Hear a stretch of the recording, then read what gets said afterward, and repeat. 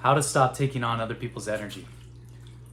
I wanted to come on and share my own perspective on this and how this is the empath cure and how it balances and allows us to integrate the gift that we have to be able to be sensitive to energy and to vibration. So if you've struggled in the past with taking on other people's energy, say you're in a social setting and you're feeling the energy of everyone in the field. You're aware that there's a certain feeling when you walk in a room. See, we all are empathic beings. It's just some of us are affected more by our sensitivity of tuning to that in our environment. It's just like when somebody walks into a room and the energy of the room changes.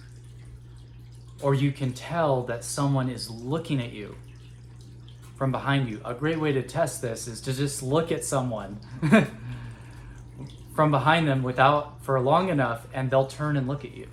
So everybody has this.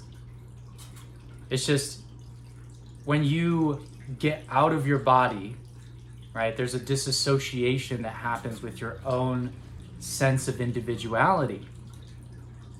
So there's a loss of individuality, there's a loss of feeling safe in your body. Now I know other people talk about this, but I'm giving myself the permission to discuss my own perspective on these awakening journey aspects and concepts. Yes. Okay. So this is something I experienced as a kid, is that when growing up, I would often feel disassociated. So when you're able to tune into other people, you're also able to tune into what their needs are. And you adjust yourself, and this is what creates kind of the people pleaser thing. And this also creates a lack of confidence in yourself because you become like a shapeshifter. Because I didn't feel safe in my early life and I had abandonment wounds, I would basically went through this process of disassociating from my body and being more in the higher chakras. And then later in my life, as I started going through my awakening, I started getting more into who I was, more into my body, more centered, more present. I started to notice a shift in my own confidence and feeling more confident in my own perspective on reality, and also being aware that this turns into a superpower, because then you start prioritizing your connection to source within yourself, and you stop needing to tune into other people's energy for validation, so you're more able to be your authentic self because you don't give a rip. That's basically what the cure is to literally tune into your source and not give a rip what other people think about you. Just put that in a little Abraham throwback. And one of the issues with this is that you're not able to discern what your energy is and what someone else's energy is. That's what taking on other people's energy is as well, is that it's like overly taking care of or taking responsibility for someone else's experience and someone else's emotional energies, and constantly trying to change the way that you're being or change the environment. And this can also be like walking on eggshells, because then you're like, oh, did I do something? You know, like, is the other person okay? Like, and it's like when you're more settled in yourself and you're just more claiming your own energy and you're more in your own body, it actually makes the other person feel safer to have their own experience. And this is also what creates codependency. Because when you're overly merged with someone else's energy and you're overly, say in a relationship or partnership, and you're overly taking responsibility for someone else's experience and emotions, and you're tuning yourself to them and you're constantly accommodating for that, you're training them to that. You're training them that they're not capable of self-regulating. And in fact, also what it does is it takes you out of your own self-regulation.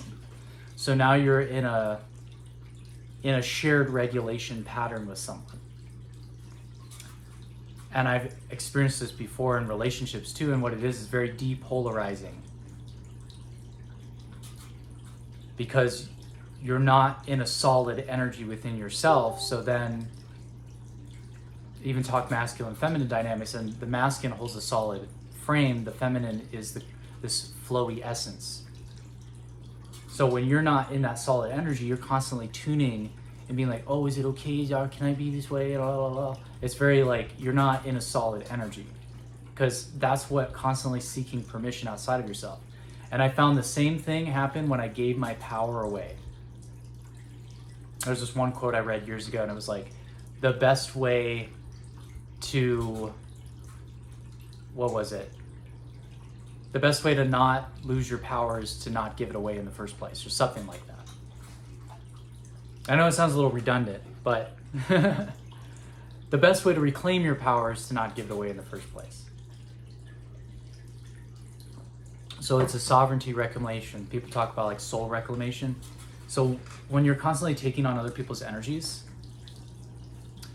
in a way, you're fragmenting yourself within those reflections of others. Like you're giving away parts of yourself. Like that's what giving away your power is. It's like, instead of realizing that they're a reflection of you and integrating the reflection, integrating the lesson, your boundaries are sloppy. So then there's this energy where there should be a solid, there's a wavy, and there's a wavering within yourself, and you're losing parts of yourself in these different experiences until you don't know who you are. And that's okay. This can all be solved. And one of the most powerful processes, and I believe I've shared about this before, is a type of sovereignty reclamation. I actually did a whole class on that. I'll include the link here. And it's about bringing the energy back into your body and reclaiming the energy that you were giving away, or the power that you were giving away. And also clearing the cords of attachment that you have with those people, with those reflections, so that you can integrate that it was reflecting with yourself. That's what happens when people like give their power away to a guru, or like they externalize the authority that is a reflection of your own internal awareness. Because guess what? No one is special. Everyone is unique. When I first got to Sedona, I was shared this quote by my father, and he was like, "You're special, just like everyone else." And someone had said that to his friend, and I was like, "Oh, that's really interesting." And because everybody has this connection to source, so it's like other people that achieve certain things, it's like if you overly put them on a pedestal, it's like not integrating that part of yourself, and then you end up going out of your frame, and you know, that's when you become a follower.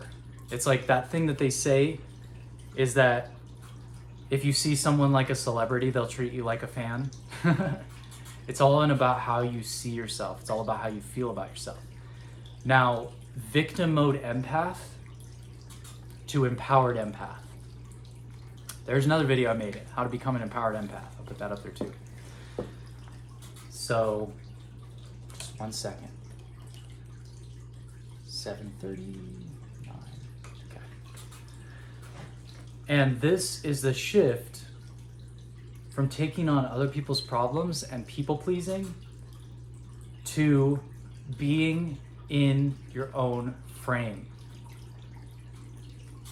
And yes, I know Aaron Dowdy talks about that. And I do like his meditation. That's basically like a rebrand of Zen, where you're looking at the candle flame and you're feeling the space between you and the thing.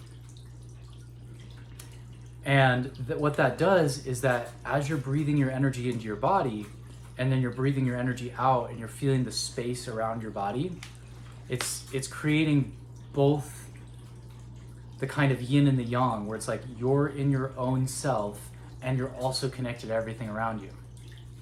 Now, this is how it also helps with confidence. Here's an example of this. I know that Aaron Dowdy also shares about this same thing that I'm talking about. And I was like, oh man, why should I share this thing? Because somebody else is sharing this thing. Well, the reason why is because I have a unique perspective, and the unique people that are going to resonate with me are going to resonate with the way that I talk about it. And then even more than that, by owning that, I can be confident and say the fact that this big person that has all these YouTube people like freaking talks about this too. And I'm like, oh no, they have so much more followers, blah, blah, blah, blah, blah. I'm like, no, man, I'm owning my own perspective. Which is funny because, like, if you're a creator as well, like, not comparing yourself to other people. Like, you can mention other people. Like, I can literally mention other people who have inspired my journey and that I've learned things through reading about, you know, different things, because it's like, I'm solid, you know? But even with Aaron, when he first started, he's like, is it good enough for me to get up on here and just do a talking head video? And then he looked at Infinite Waters. And I'm sure he went through his own thing of like, well, I'm just talking about something that other people are talking about. But he's like, you know what? I have a unique perspective on this. I'm good enough. And then when I heard that, I'm like, exactly. Because think of consciousness like this. Consciousness is a fractal, right? And there's this unity source point of the I am consciousness, the source consciousness, that is fractalized through each of us. So we are each a unique fractal facet of this thing. Kind of like the mirror dimension in Doctor Strange. There's all these little trippy mirror things. And then each of us are fractalized aspects of a unique divine expression that embodies a certain quality of consciousness within the infinite possibilities. Now, that's pretty far out. So let me see if I can. I'm sure you get that, but let me see if I can simplify that. All right, so there's infinite possibilities coming from a source of consciousness and creation. That's what people say when it's like, oh, it's all one. And yet there's differentiation. So that differentiation creates uniqueness. That's why you're meant to be you. And because you embody a certain version of you within all the different people that are embodying different versions of themselves, you are the unus of you in relationship to everyone else. So your unique perspective has value by existing. Not just like, oh, what's my value to other people? Like, you literally have value by the nature of your unique perspective to the creator, to consciousness itself. Wants to realize through you this unique perspective. And through that comes your divine expression. And you realize that through your individuality, through your uniqueness, not through copying other people. And no, I'm not copying Aaron, for example. I'm sharing my own perspective on this thing. But at the same time, it's like, who's copying who? There's a bunch of other videos that are about how to stop taking on other people's energy. Where are the ideas coming from? Because you're going to have your original unique take on certain things that other people are receiving. But then you also look at, there's an awakening of consciousness happening, and multiple people are having access to these same kinds of ideas.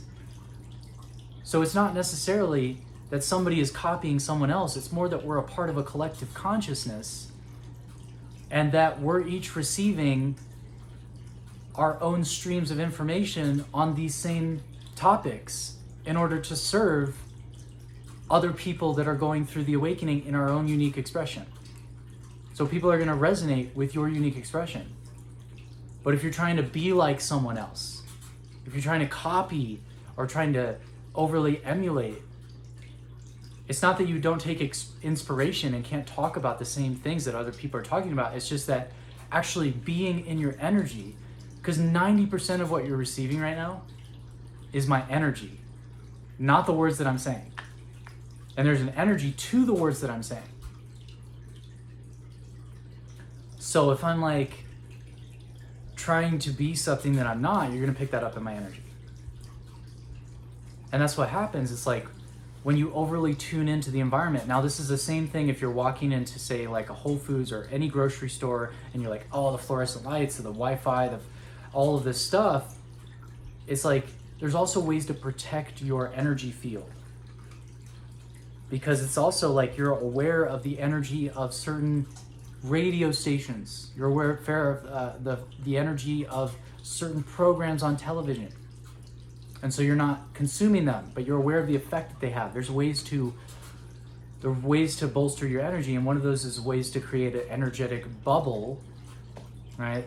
This is a little bit more metaphysical, but essentially it's where you imagine a golden sphere, and you imagine that this out here, which is not in resonance, cannot enter which is in here, which is in resonance.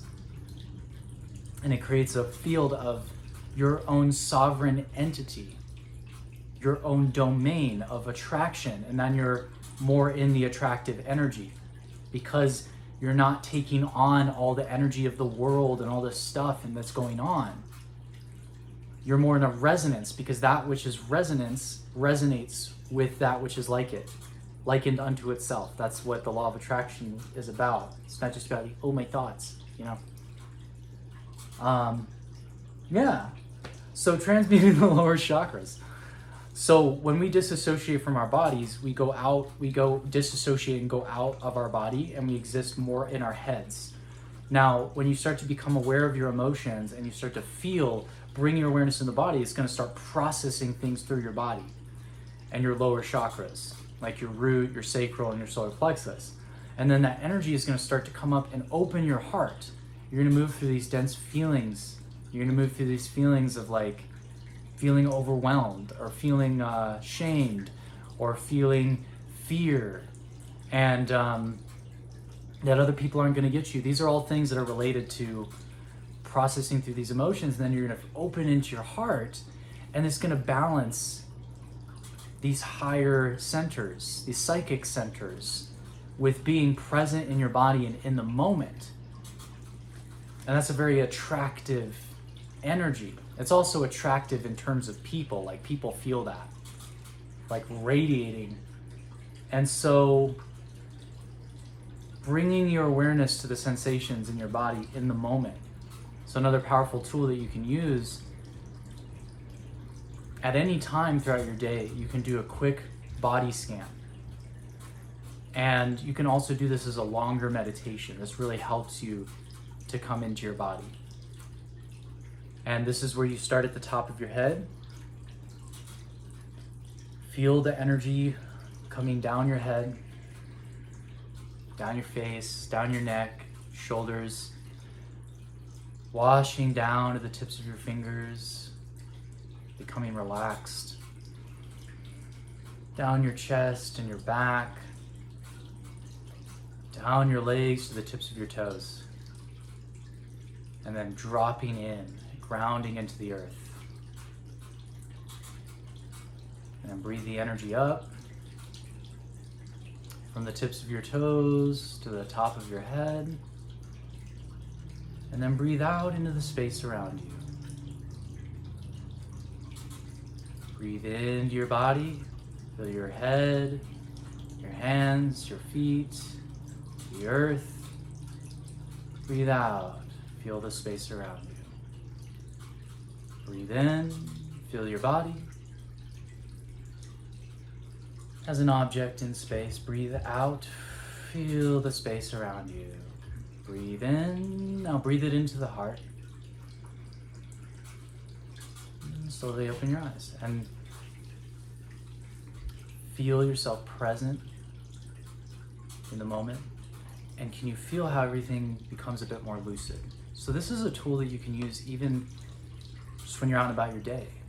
Sometimes before I'm about to walk into a store or something, I'll just, it could even be in your car, or you could just like go walk by a tree real quick and just do this. Just feel your heart, scan to head to toe, ground into the earth, expand into the space, come into your body. And now you're going to feel the distinction between you and your environment, and you're still going to be able to feel more safe, to feel connected. And also, another thing about this is energetic boundaries, because now as you encounter certain people, being aware of what's in resonance of like who you want to interact with, rather than feeling forced, like in order to be a nice person, you have to like interact with everyone. You can choose which energy you want to interact with. And this is also the guard at the gate of the conscious and subconscious of what you're putting your attention on throughout your day. This is how you turn this curse into a blessing. This is your superpowers, that you're aware of the energy of things. So like, if you're looking at you're walking through somewhere, and sometimes at Whole Foods, they have these TV screens on and they have shows, and it's like, oh, I really don't want to put my focus there. So I just don't put my focus there. I'm like, somebody says something that I don't want to let into my subconscious mind. I say, I'm not letting this into my subconscious mind. Internally, don't even have to argue with them. And what this does is starts creating you being in your own flow, right? And you're going to be more creative. You're going to be more confident to express yourself in social interactions and share yourself. And if you're making content online, or if you're delivering a talk, or you're selling something, or whatever it is that you're doing, you're in your job or whatever, you're going to feel more like able to just be yourself without having to prove yourself to others, and without taking on other people's perceptions and projections of you. Because remember, you are not other people's opinions about who you are. You are you. And oftentimes other people's opinions about you have nothing to do with you. And it's not your responsibility to take them on, or even to try to change their mind. And so start creating the distinction between you and other. When you feel something that doesn't resonate, be like, that's their stuff, not mine. And if you need to make a boundary with somebody, just be like, that's not mine. I'm not taking that on. That's your perspective. This is my perspective. And being able to have the courage to be able to do that also creates more respect.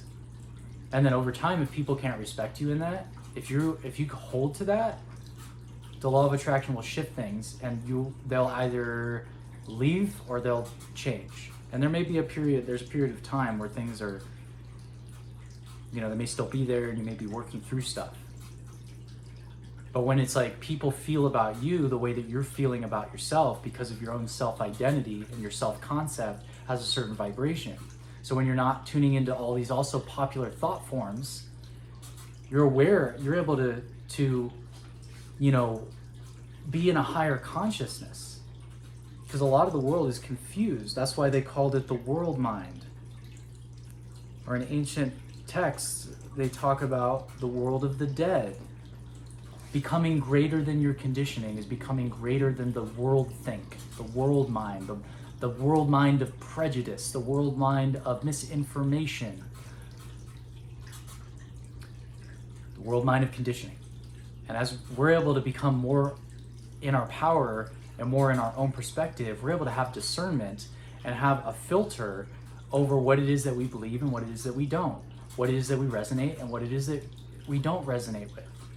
And the more that you're in touch with that, the more you're in touch with your intuition. And that which used to be a curse then becomes a blessing. And in fact, a superpower that allows you to bring through a unique perspective and expression and intuition in the moment that will even help other people. So thank you guys for tuning in. If you like this video, I invite you to hit that thumbs up. I trust if you want to subscribe, you'll do that, and hit that bell. It'll send you notifications on the regular. We are making videos to help you stay tuned into alignment. And also, let me know what resonated in the comment box below, or if you have any future ideas for content. And I will see you guys on the next video. Peace, many blessings, and much love to all of you on the journey.